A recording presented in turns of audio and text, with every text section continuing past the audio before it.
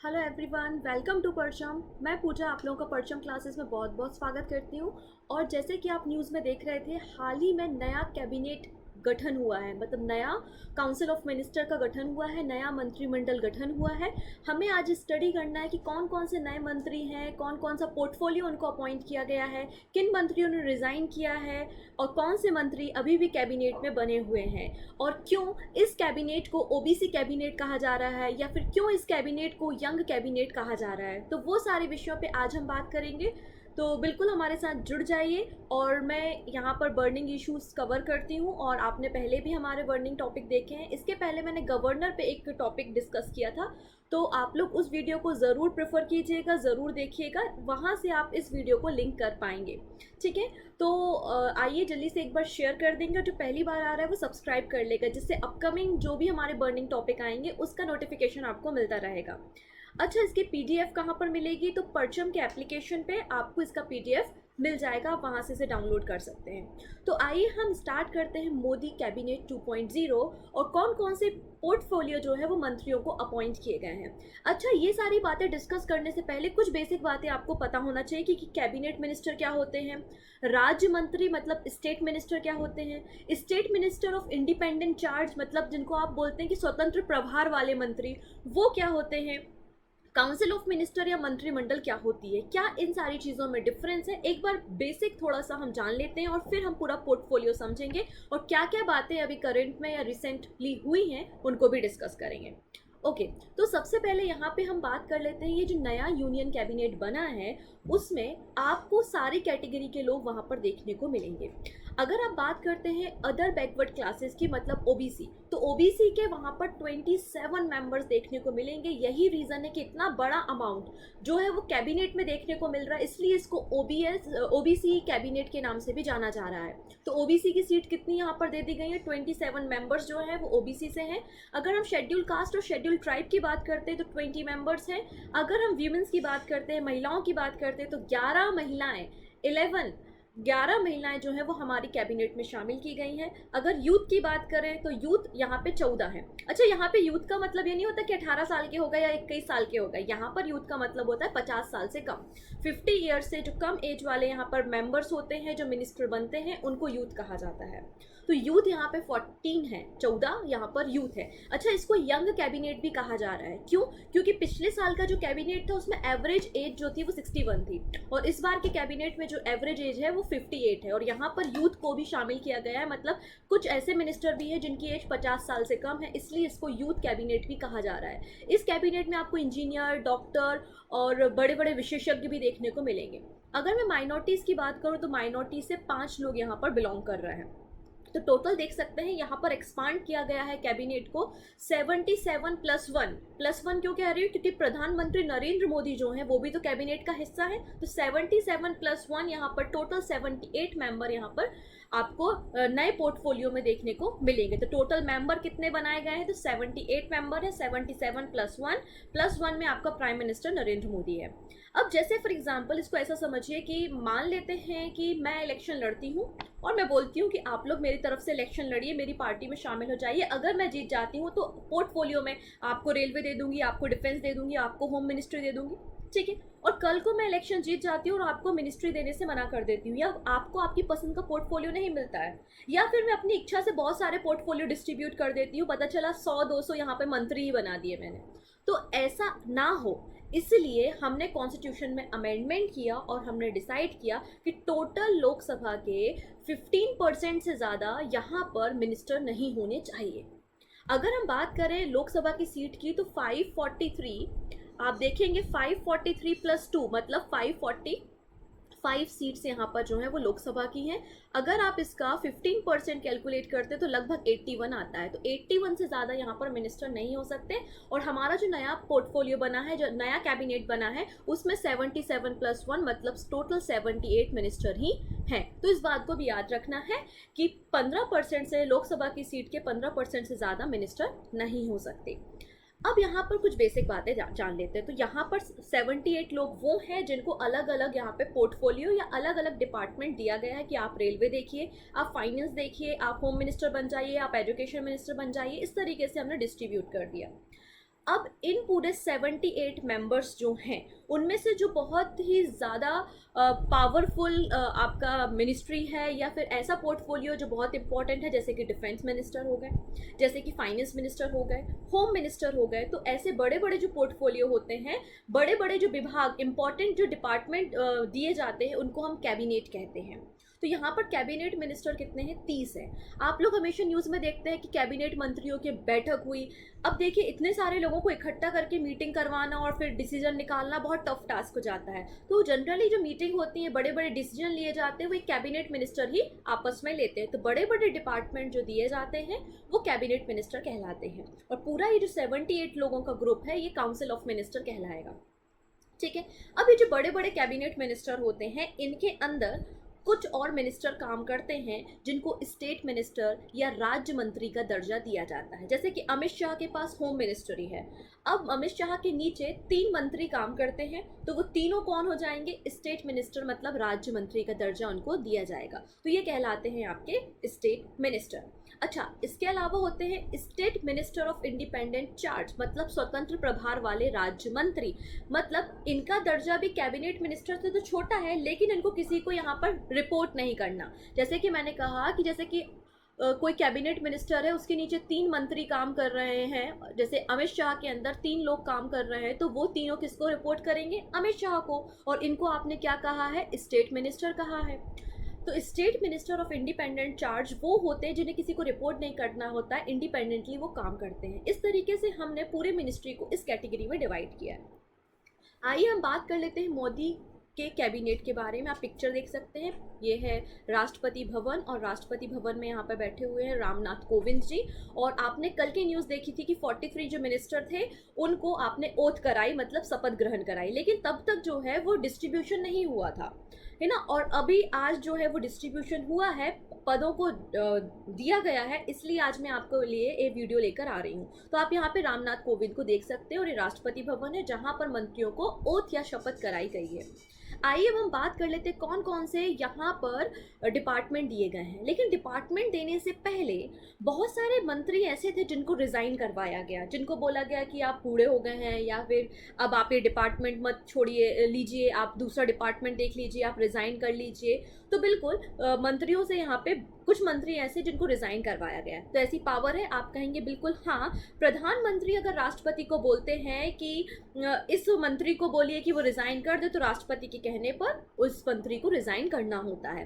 तो यहाँ पर कुछ मंत्रियों को रिज़ाइन भी कराया गया है। ज़रा देख लेते हैं कितने मिनिस्टर को रिज़ाइन कराया गया है। तो टोटल 12 मिनिस्टर, टोटल 12 मंत्रियों को यहाँ पर जो है वो रिज़ाइन कराया गया है। और उन 12 में से एक मंत्री हैं थावर सिंह गहलोत, जिनके बारे में कल भी मैंने डिस्कशन किया था। उनको कर्नाटका का गवर्नर अपॉइंट कर दिया गया है। तो इन 12 लोगों के नाम याद नहीं रखने हैं आपको, लेकिन जो इंपॉर्टेंट मैंने ब्लू कलर से आपको यहाँ पे हाईलाइट किया है, इन लोगों के नाम आपको याद रखने हैं। क्यों?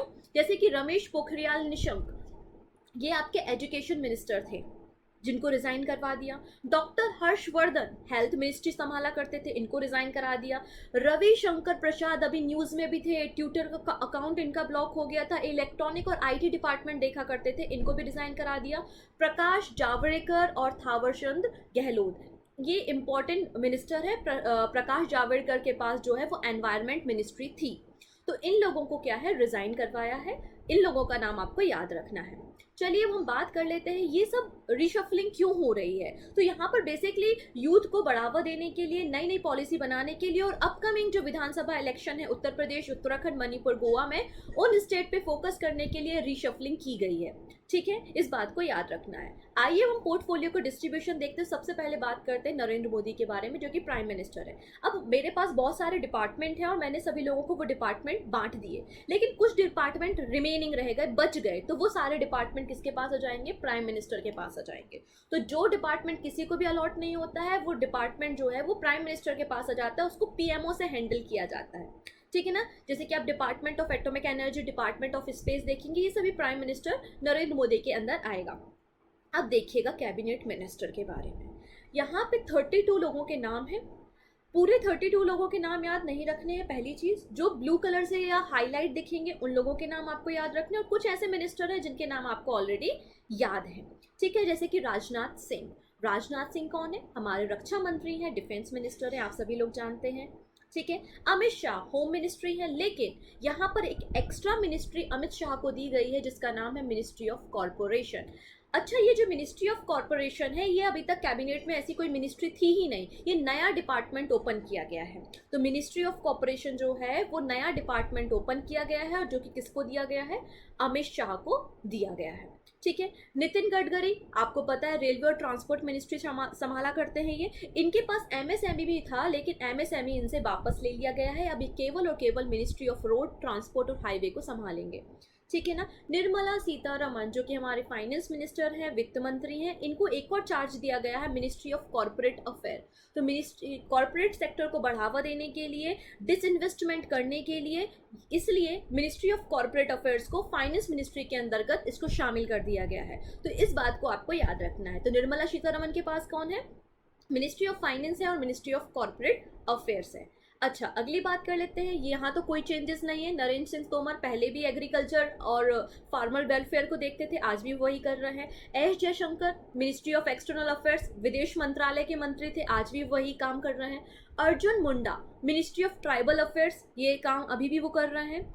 जुबिन ईरानी, स्मृति जुबिन ईरानी, इनके पास है ministry of women and child development.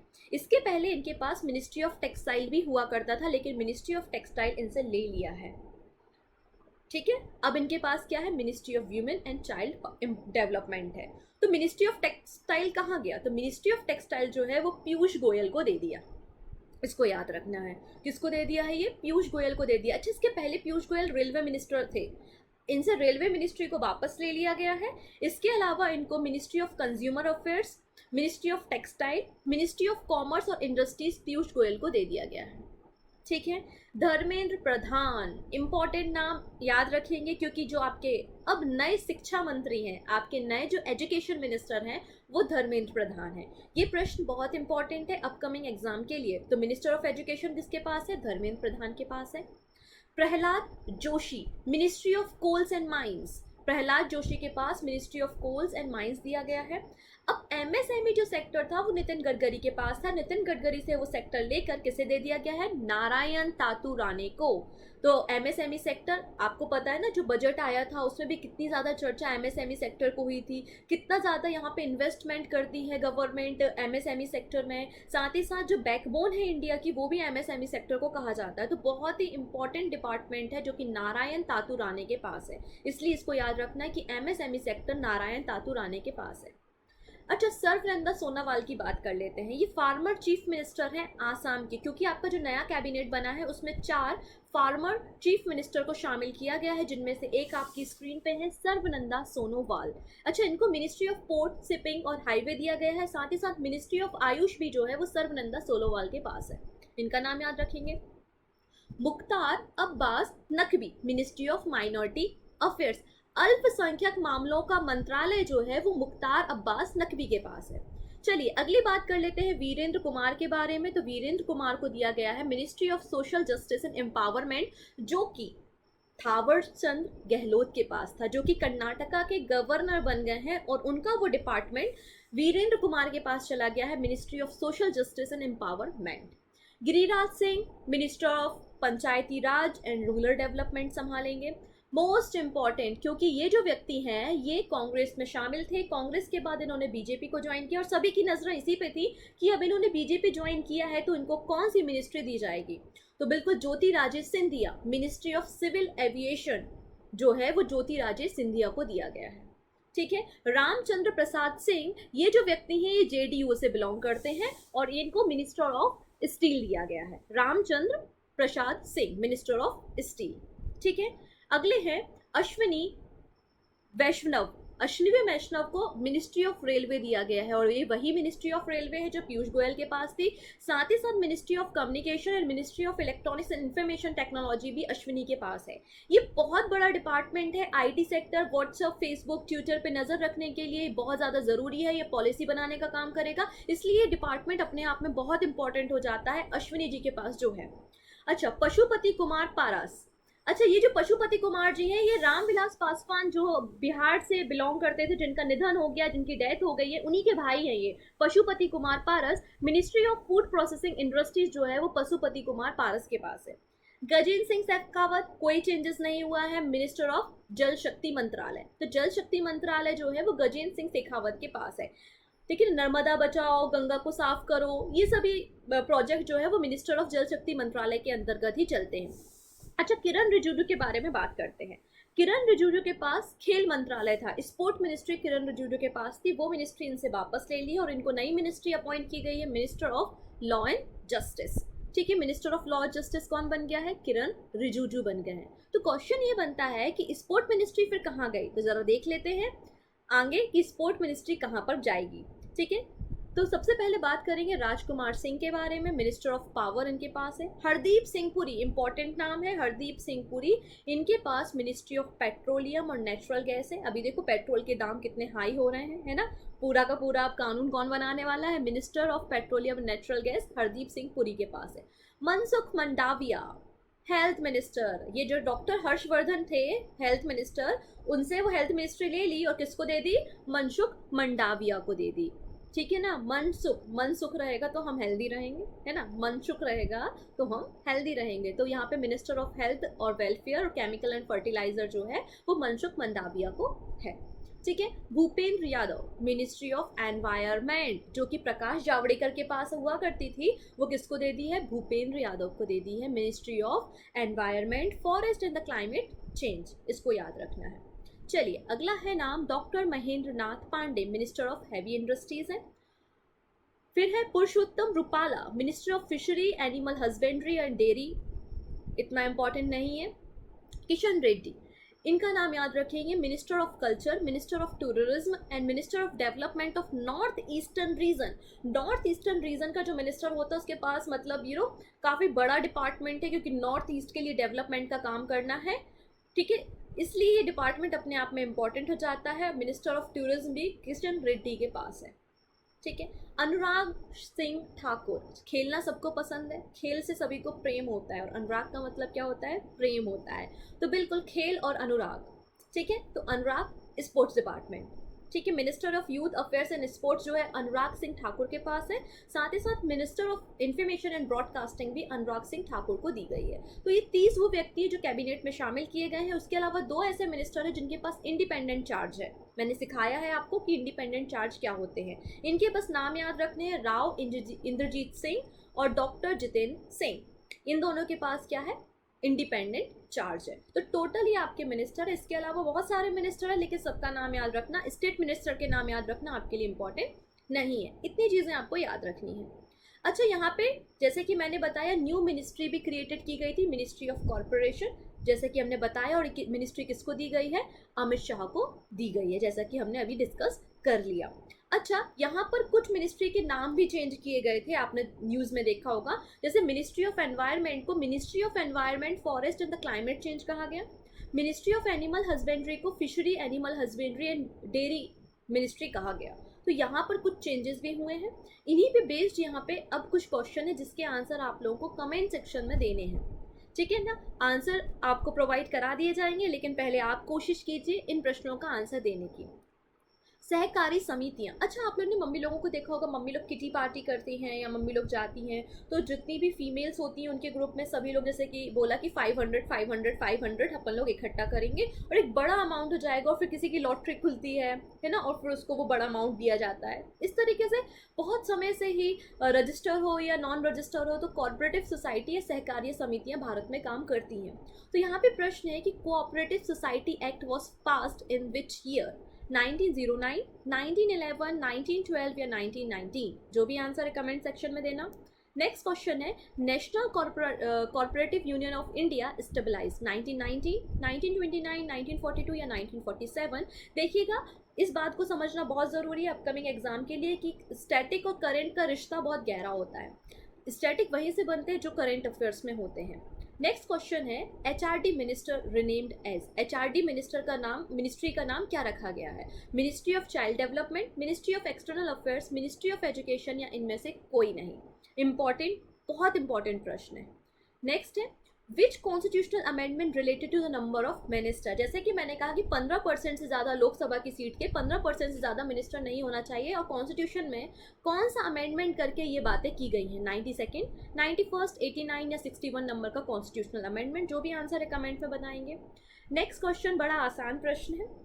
सर्वनंदा Sonowal जो हैं वो किस स्टेट लेजिस्लेटिव असेंबली से बिलोंग करते हैं, या फिर किस स्टेट के फार्मर चीफ मिनिस्टर थे, मिजोरम, त्रिपुरा, असम या मणिपुर? आंसर बताइएगा। नेक्स्ट है, who is the new sport minister, नए खेल मंत्री कौन है? प्रहलाद जोशी, किरण रिजिजू, अनुराग ठाकुर या मनसुख मंडाविया? ठीक है, इसका आंसर दीजिएगा। और नेक्स्ट क्वेश्चन है, ministry of corporate affairs given to Amit Shah, Nirmala Sitharaman, Smriti Zubin Irani या फिर पीयूष गोयल? ये बहुत इंपॉर्टेंट मिनिस्ट्री है जिसको अभी मैंने डिस्कस भी किया था। मिनिस्ट्री ऑफ कॉर्पोरेट अफेयर्स किसे दी गई है? लास्ट क्वेश्चन है, how many women's in the new union cabinet, 27, 20, 11 या 14? इन सभी प्रश्नों के आंसर आपको बताने हैं कि नए कैबिनेट में कितनी महिलाओं को शामिल किया गया है।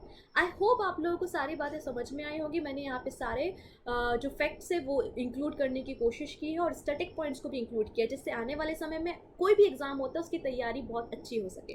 तो मिलते हैं नए बर्निंग टॉपिक के साथ बहुत जल्दी, तब तक अपने ध्यान रखिएगा। Take care, stay at home, bye bye.